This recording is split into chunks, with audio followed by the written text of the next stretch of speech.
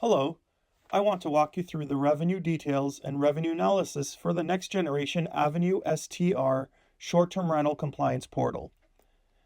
From the dashboard screen, we're going to look at the Revenues tab, and we can see some really useful information along the top. Estimated gross revenues by platform for the current calendar year, broken down by different data sources, and then year-over-year revenue breakdown as well.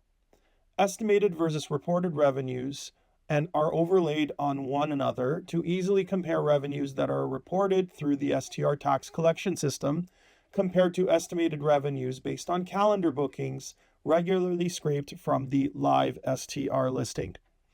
On the lower subpanel, we can see a revenue summary year over year. If you have trouble seeing the column text, you can just hit the three-line menu here and click Auto Size All Columns. Now you'll be able to see everything broken down by the different platforms, such as Airbnb, Vrbo, TripAdvisor, and Booking.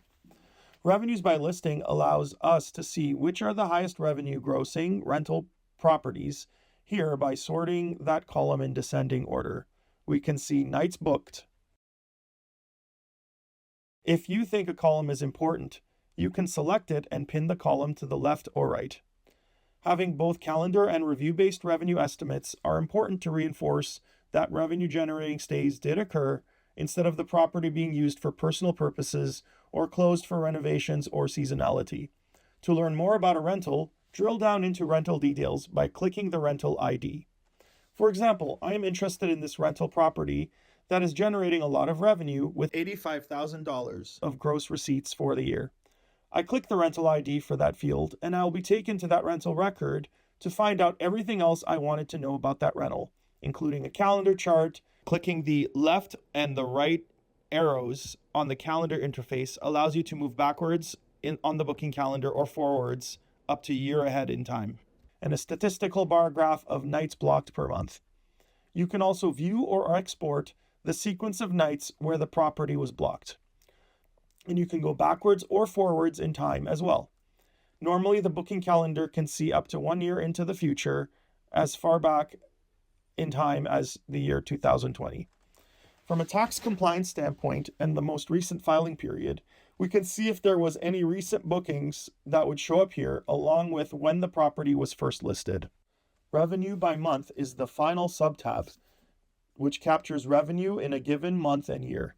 You need to put the month and the year to look backwards or forwards and then click Set. Any archived revenues by month data will be displayed within our system.